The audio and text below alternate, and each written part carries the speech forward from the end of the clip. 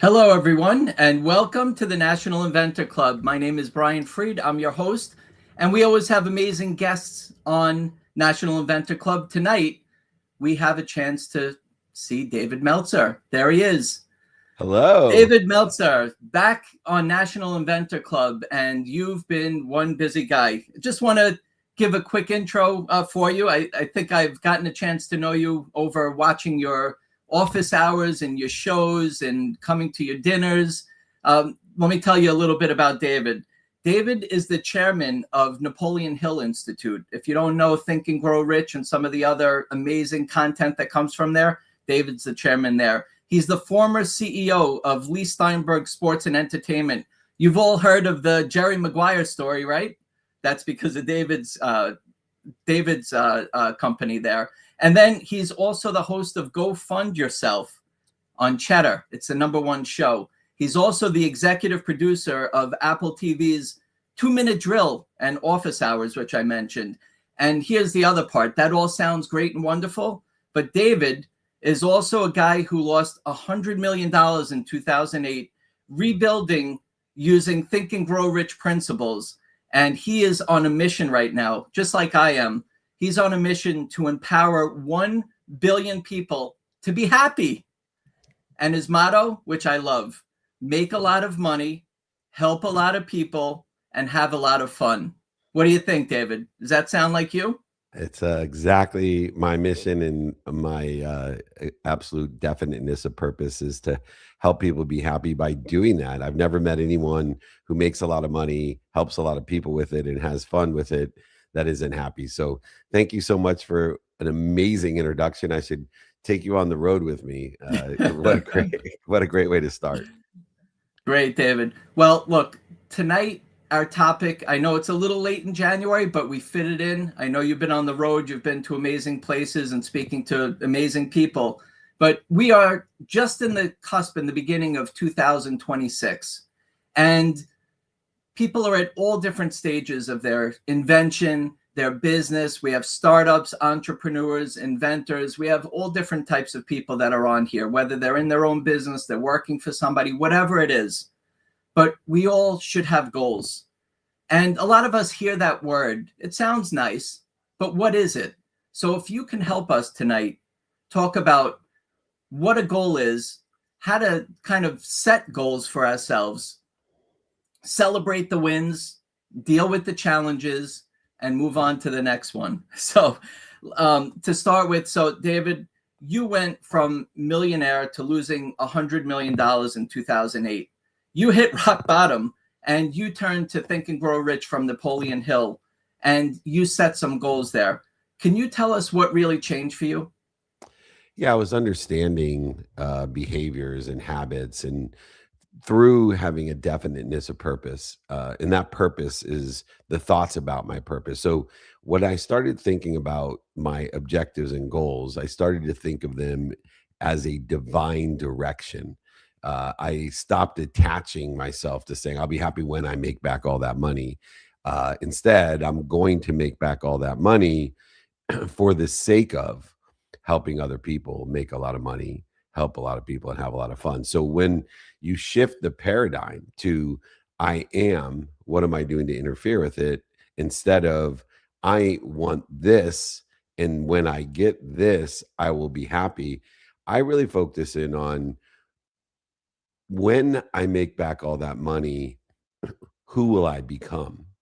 And for the sake of what am I making all this money? And so uh, understanding time became critical. Studying Think and Grow Rich with the definiteness of purpose, I just categorize my behaviors every day as, is this behavior aligned with my divine direction, or is it interfering with it? And I dissipated, dissolved, and disappeared the interfering behaviors, and I leaned into the divine directional behaviors, which I call devotional behaviors, which is a combination of discipline, attention to what I wanted, but also intention, qualifying what I do, say, think, feel, and believe. We have inventors that are going to join us after. I know we have you for about a half hour, David, and hopefully they'll get some goal kind of reaching strategies from you. And then they're going to call out their 2026 goals to the entire community. So we're excited to hear how you can help us to kind of think about. And it was on your office hours the other day. I had a chance to watch it, and we talked about balance. You have your life, and you have your maybe side hustle and your regular job and all these other things that are going on. So can you help us to kind of put into perspective who we are and how we can set goals for ourselves that are achievable?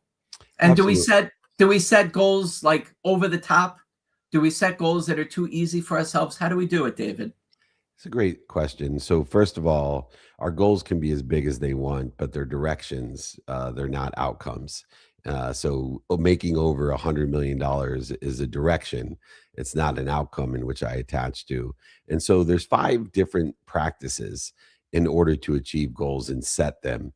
And it's understanding, first of all, that once we set a direction, a divine direction, an outrageous outcome that we're striving towards, now we have to deal with God's guarantee in the common denominator of the human experience, which is we are guaranteed 24 hours each and every day to move toward that goal. And we will be guaranteed every day of our lives 24 hours to move towards that goal, which isn't balanced, it's harmonized in our day. But we have every day of our life 24 hours, except for the last day, will be cheated. So, coming under the context of what do I want, number one, today, according to the circumstances of the day, in the divine direction, according to the circumstances, and am I aligning the meaning of the past, the failures, mistakes, setbacks, defining moments, historical relevances, successes, all the things of the past that limit me? They limit my self image, they limit my imagination. And as inventors, as innovators, you will never overachieve your own self image. Why is Thomas Edison the number one inventor of all times? Because he instituted Napoleon Hill's pursuit of his potential. He saw those 10,000 failures as one step towards his divine direction, his ultimate audacious objective, his ultimate audacious goal. And so when we look at how to utilize each and every day in alignment with where we want to be or better, and align the meaning of our past, the lessons of our past with that divine direction, we now can go from nothingness to possibility of what we want. So the number one practice is know what you want in that divine direction and align the meaning of the past. The second practice, know your who. You see, the fastest way to get to where you want to be is find someone that's already there and ask them for directions, and then help other people get to where they want to be with your capability. So when you know who, then you will take the possibility and make it a probability. The third step is to know your how. And that's where we separate the day into activities that we get paid for, that we don't get paid for, sleep, activity planned, unplanned. I also separate them into non negotiable and negotiable behavior. So, to hedge the uncertainty of the future, I take 12 hours of my day and make it non negotiable, meaning no matter what the circumstances of the day, no matter the ice and the snow, the sleet and the delays and the interest rates and the failures, setbacks, and mistakes, no matter what, I am going to get a minimum amount of time towards my sleep, a minimum amount of time towards my health, a minimum amount of time towards my family, a minimum amount of time towards my finance, a minimum amount of time towards my faith, a minimum amount of time studying time, and also studying meaning of time for the sake of what? That equals 12 hours. And the majority of the 12 hours is spent sleeping. Now, the other 12 hours of awake time is prioritizing, reprioritizing my purpose according to the circumstances of the day by what I want and who I can help. And I adjust what's planned and unplanned. And so dividing my time into these categories allows me to get the exponentiality, the acceleration, aggregation, and compounding towards my objective. Because remember this in physics, 2 minutes a day is worth 2 hours on a Saturday.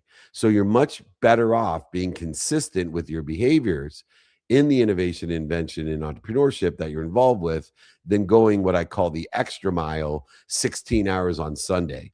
And if you don't believe me, just think of a kid taking Spanish. I've never met a kid who studies 15 minutes a day Spanish and doesn't get an A.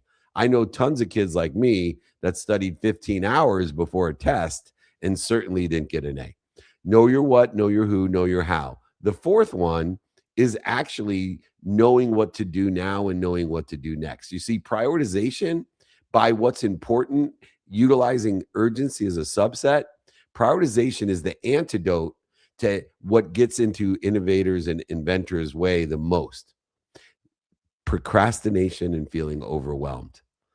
And it's impossible to procrastinate. It's impossible to feel overwhelmed if you know what to do now and know what to do next. And 100% of the things you do now get done.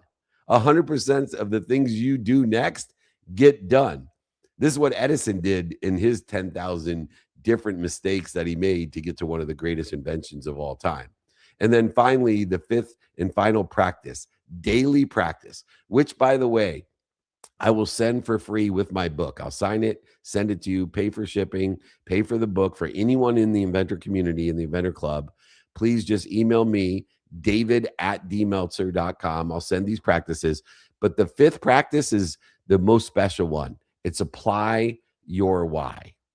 Stop searching for what you don't have, what you don't want, what other people think. Start applying your why and identifying what you're doing to interfere with your why. And so there's so much uncertainty in being an inventor that we respond to uncertainty with a fear, ego-based response. And how we respond to the ego-based response is critical in either alignment with where we want to be or better, or interference of that. So the interesting thing is it's actually very easy to identify when we're interfering with our own invention, our own success, our own objective, and our own goal. Because when we have a need to be separate, inferior, superior, anxious, frustrated, angry, guilty, resentful, worried, which is a duplicative negative, by the way. When you worry, not only are you interfering with your success, but you're praying for what you don't want.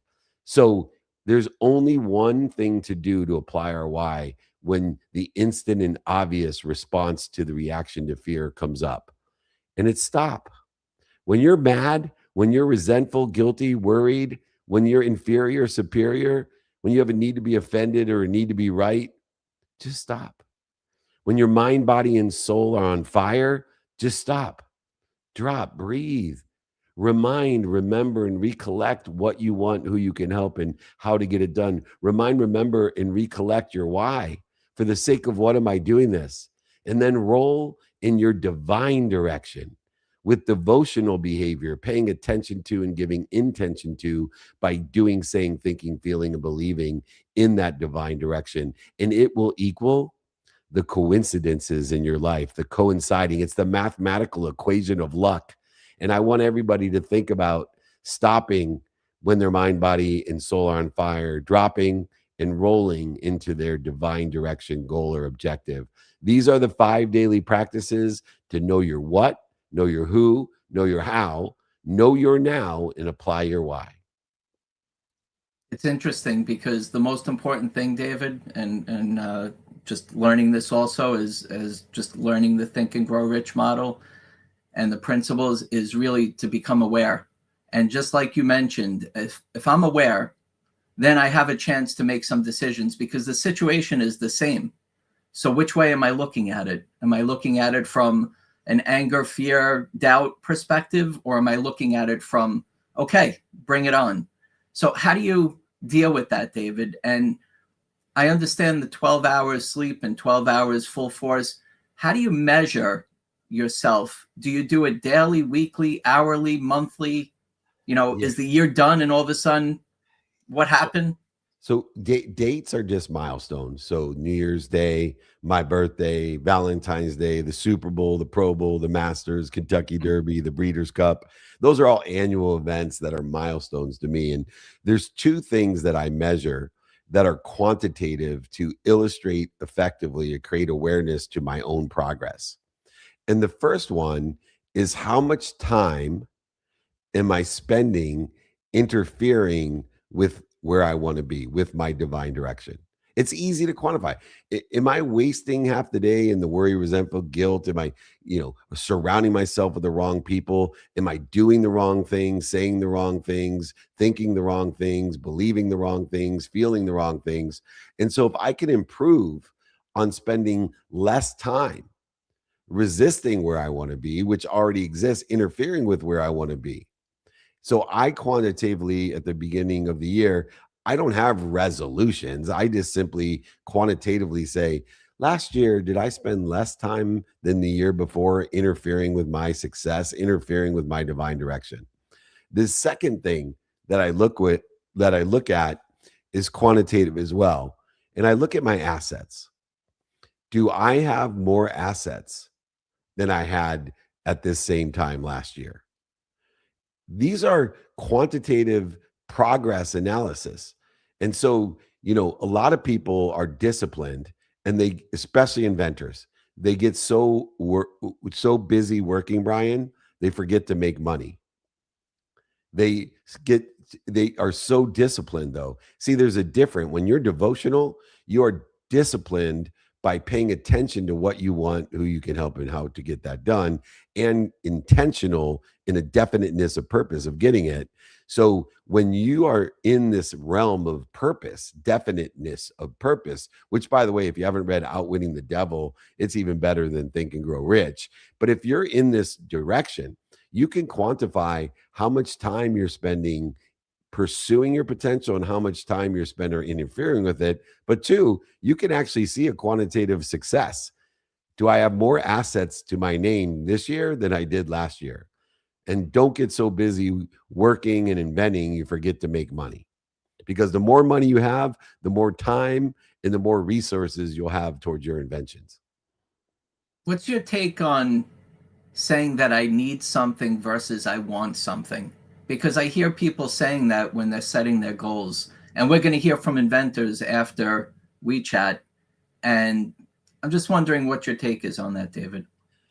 Yeah, well, I have a saying, we have everything we need, or else we wouldn't be here. So for me, I believe that I desire things. And I believe the common denominator, by the way, of all successful people, the billionaires I work with, the millionaires I work with, the entrepreneurs I work with, the celebrities, the athletes, the entertainers at the highest level, world famous, successful people all have one thing in common. They have a desire, a want, that they must be what they can be. This is what Thomas Edison had as well. When you have a desire that you must be what you can be, what other people think is none of your business. Your negative self talk is canceled immediately. You don't even know the word quit. You have learned to love what you don't like or don't love about what you love. You enjoy the consistent, everyday, persistent, without quit pursuit of your potential, increasing the skills you have, the knowledge you have, and the desire in that divine direction. It takes time to get into that mindset. Oh, How yeah. do we Things do it? happen Do very we just, what do we do? Great question. So, first of all, we have to remind ourselves that things happen very slowly and then all of a sudden.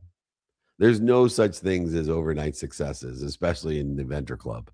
So when we realize the time frame that things accelerate, aggregate, and compound exponentially, excuse me, we start to have a mindset of taking the time and attachment of our success out of the equation.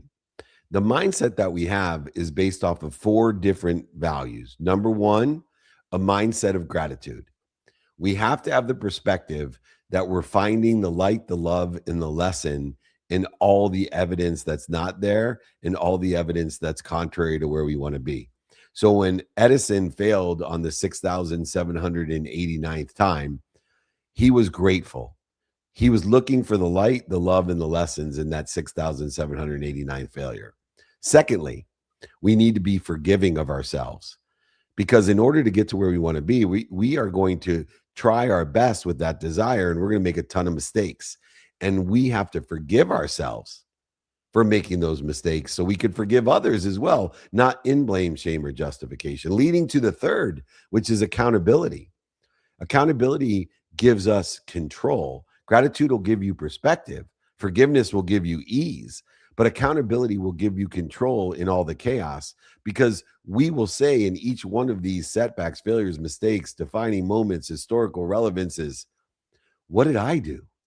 What did I do to be responsible? What did I do to attract this? What did I do to participate in this perception so I can learn from it? Because life is about lessons, and the lessons keep on coming until I learn them. And those lessons are the promotion, protection, love, and perfection of God, giving me not only the wisdom to get to where I want to be or better through those lessons, but the faith that I'm on my way, even though there's no evidence or the evidence is contrary to where I want to be. And then finally, the fourth value is inspiration through effective communication.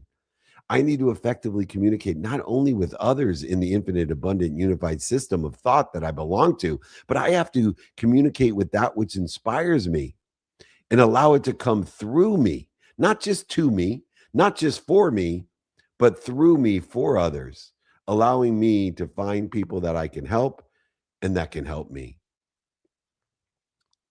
Oof. You take a deep breath and you think about what we're in for in 2026. And let's say now we do it. We hit some of our goals. Was it enough for us? Could we achieve higher? Are we done yet? Can we readjust what our existing goal is? How do we celebrate those wins, David? How do you do it? I do it by celebrating each day's behavior. I celebrate my success each day. If I hit my non negotiable behaviors of sleep, health, family, faith, finance, the study of time and relativity, I celebrate each day the W's each and every day. The outcomes all end with the same terminology: or better, or faster. So I want to make $1 million as fast as I can. That's different than I want to make $1 million by the end of the year. I'll be happy when I make $1 million is completely different than I want to make $1 million for the sake of building a community center in Africa for people in need. These are the differentiators that allow us to have the wins without attaching our emotions to an outcome, that allow us to enjoy the consistent, persistent pursuit of our own potential, not what other people want, not what's missing, not what we don't have, not what social media wants for us, but what we desire in an unlimited, infinite manner of or better or faster or any other unlimited type of conversation and goal setting that we have for ourselves. We have our mindset and thinking about things on a daily basis, putting things into perspective, setting a plan and goals, wanting to achieve, having challenges. How do we not just listen to this for one day, for this half hour? How do we continue to enrich ourselves, find the right information to keep reminding ourselves, being part of National Inventor Club, your groups, and reading books and watching videos? Like, what do you do to tell people, just like you're saying, the person who learned Spanish, the kid who learned Spanish 15 minutes a day? What do we need to do, David? We need to lower the bar and practice every day what we want to get better at. What skills do we want to get better at? What knowledge do we want to have? Or what desire do we want to grow? And if we practice every day, we need to, one, lower the bar. So many of my non-negotiable behaviors have a minimum of 2 minutes a day. Now, I even have 4 children. 3 of my daughters who are out of the house, I have committed, I negotiated with them, but I committed to a minimum of 2 minutes a day so that they know that I love them, I'm proud of them, and I have their back. I also have enough time every day to see what they're doing today and ask, are you doing your best? What did you learn? And did you have fun? Now, does that mean I only spend 2 minutes a day? No, I want way more. I asked for 5, they only gave me 2, but many days I spend 2 hours or 4 hours, or some days when we're traveling, I'll spend 16 hours with my daughters. But it's the 2 minute a day that's worth 2 hours on a Saturday. And the knowing, them knowing that I'm proud of them, I love them, and I have their back, and me knowing that they're doing their best, they're learning lessons and having fun. We have to just stop and look around us, set a plan, stick with it, allow yourself to make adjustments, learn from your failures, have fun with your wins, like you say, and just keep moving forward, because you got to just find what it is that just makes you tick. And the things that don't work, pull out. The things that do, press, and leave yourself room for more things that work. And that's how you make a fulfilled person, and you feel good every day, just waking up and knowing what you're in for. And don't stack the losses. If you take a loss, make sure you don't put 2 in a row. Don't make it a habit, a losing behavior, thought, action, word, or belief. Don't make it a double L. Go back, double down on the W's, and keep on winning. Small wins equal large wins in the end. And it's just such an honor to be a part of your Inventor Club. You have inspired so many people to be their best self. And once again, I do want those 5 daily practices or my book. I will sign it, send it, pay for shipping, pay for the book, david@dmeltzer.com. Anybody wants to reach out, has any other questions, remember, the best thing you can do is ask for help. Find somebody like Brian, find someone in the organization that sits in a situation that you want to be in, and ask them for help. It's the biggest mistake that I made. People ask me all the time, how the hell does a guy who went to one of the best law schools, business schools, ran the most notable sports agency in the world, lose over $100 million and go be bankrupt? I'll tell you how. Because you're either humble or you're about to be. And the most humble thing you can do is ask for help, to find someone that can help you. By the way, when you ask someone for help and they're able and capable of helping you, that's when they feel you're giving them the gift of being closest to God. You're giving them the gift of being their higher self, because when someone's able and capable of helping you, they're closest to God, they're at their highest self. So don't cheat people by not asking for help. That's why this group was invented, to help people. Ask for it. Don't deny them of that great favor. Thank you so much, David. And I asked you for help to pass this message on to the inventor community. So it all aligns perfectly. David, we appreciate you. Thank you again for being on National Inventor Club. For those of you who are not part of David's following, he's very active on LinkedIn. You have his information on the screen here. He has dinners and events and all kinds of activities that go on to be a part of it. If you got a little taste of this now, you can be a part of it and hear it all the time to remind yourself. But he's given us the formula to keep moving forward. Thank you again, David. We'll see you soon. See you soon. Have a wonderful evening. God bless you all. Thank you. Thank you. Good luck 2026. Thank you. Thank you. All right. That was amazing. Thank you, David.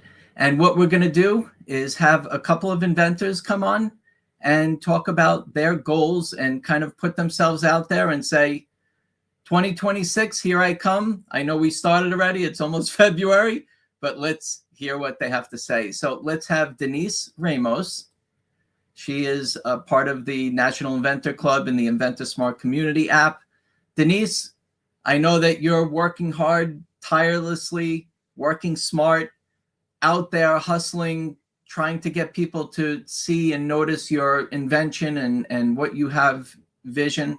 So why don't you go ahead and share with us what your goals are for 2026? Oh, we don't hear you though. Let's see if we could just get your mic. You good? Oh, let's see. Hello? All right, let's see if you can switch your microphone. I'm going to put Sean on. Okay. Hello, Sean Taylor. Hi. Hi, Brian. Hi, everyone. You ready to put your 2026 goals right in front of the National Inventor Club and the Inventor Smart Community app? Tell us what is in store for you this year, Sean.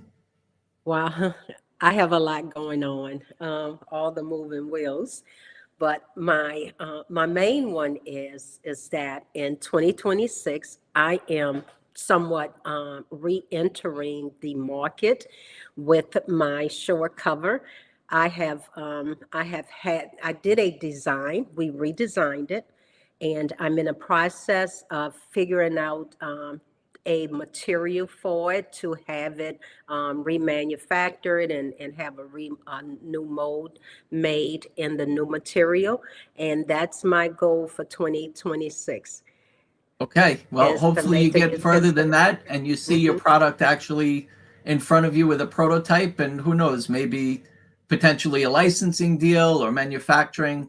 So we will keep an eye on you, Sean. You're active in the app and in the Mhm. community, and we're excited to hear what is next and in store for you. So we will keep in touch, Sean. Thank you for joining us. Mhm. Always good to see you guys.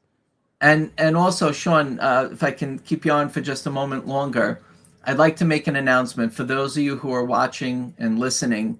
Oh yeah. We have been invited to the United States Patent and Trademark Office National Inventor Club, where we are going to be hosted Yeah. by the U.S. Patent and Trademark Office. We are going to learn about trademarks. Even if you know, you're gonna learn something else: patents, trademarks, copyrights. We're going to take a tour of the Patent Office, National Inventor Hall of Fame, networking with other inventors in the community. If you'd like to go, it's March 26th. We had our premium subscribers learn about this event first. Many of them have signed up. It's free. Mhm. You can And sign up Alexander, at Virginia. inventorday.com is the landing page for you to take a look at the details. March 26th, 2026 Yes. is the day. Many of us are coming in the 25th. We're going to have a social Mixer. mixer Mhm. that evening, and then the 26th. So, Sean, you'll be there? Oh yes, I'm packed. I'm Great. already packed. We've I'm ready to go. we've done this for many years. Yes, I'm third annual. Third annual. It's amazing. I know that Denise also came on a few minutes ago. Hopefully your mic works. But it would be amazing to see you there. Go to inventorday.com and read the information and commit if you can go. And hopefully we'll see you there, right, Sean? We have a Oh, limited it's going amount to of be great. spots. It's going to be Excellent. great and beneficial. Excellent. Thank you, Sean. All right, let's see if we can get Denise back into the mix. We will see you very shortly, Sean. Thank you. Bye, guys. Denise, is it working? Oh, we don't hear you. We don't hear you. Take a look at your microphone, the three dots, or the bottom. You'll see like the little gear, and see if you can change up your microphone setting. I'm gonna try one more inventor here. Let's see if Omid is available, and we'll come back to you one more time, Denise. All right, Omid, are you available? I don't see you on camera. Oh, I don't think so. All right. So, Andy, if I can call you on stage for one moment, and we can talk about our after meeting networking. We're good on Zoom. Yeah, we're good on Zoom. And yeah, we Excellent. have an after meeting networking event. We have an after meeting networking. So for those of you who are watching and listening, if you'd like to join us, you received an email today from Andy and the Inventor Smart Community app. You can click on the link there to the after meeting, or we'll also put it in the chat here, and we will see you in the after meeting. In February, we have a guest from the U.S. Patent and Trademark Office. He will be going over trademarks. Amazing. And then, thanks, Joe. And then we will be in March. We'll be in the U.S. Patent and Trademark Office in Alexandria, Virginia, just a few minutes away from Washington, D.C., with the U.S. Patent and Trademark Office, and Elizabeth Doherty has helped to put this together, and we're very excited to have a good group of us. I think we're going to get to about 100 people or more coming. So please take a look at inventorday.com and reserve your spot. And if you want to bring a guest, and we will hopefully see you there. But for now, Andy, let's get them into the after meeting networking on Zoom. Okay. We'll see you soon. You know, Brian, I did Yes. create a quiz, but Oh, I mean, this is like, it's almost like trying to, I mean, doing this on the fly could be tricky, you know, because it's the first time. You want to try? But Listen, you know, this is a no judgment zone. So whatever it is, you always do an amazing job, Andy. It doesn't make a difference. By the way, for those of you who haven't met Andy, he is the man behind all the emails and the notifications that you receive for you to be here this evening, but also all the newsletters and all the Inventor Smart Community app activity that goes on thanks to Andy. So thank you for all you do. Let's see what you got. Let's put this quiz on and put people on the spot. Okay. I'm not even sure how I'm going to be able to do this right now. Let's see how I can get it onto the screen here. I posted the, is this going to work? No, Brian, I'm nervous now because I'm like, did I speak too soon? That's okay. You want to share the screen, or you want to just call out the questions? Let's see if I can share the screen. That's not going to work. Okay, well, I shared a. Yeah, go ahead, Brian. Because I did share. I shared a link in the chat. So if anyone wants to see the link, it's like a pretty interactive quiz. So you could take part in it by clicking the link, and then let's see if I could figure it out on this end. Just okay. give me another second. Hopefully, if they click the link, they don't disappear and we don't see them again. but that's okay. You know what, Andy? Do you want to do the quiz in the after meeting? Yeah, that probably makes more sense. Let's do that. Let's do that. Let's get off this live stream. David Meltzer, what an amazing guest. Such great information, and just really has a cause to and a mission to make it happen for people and to pass that information. And that's what I love about him, and I follow his work.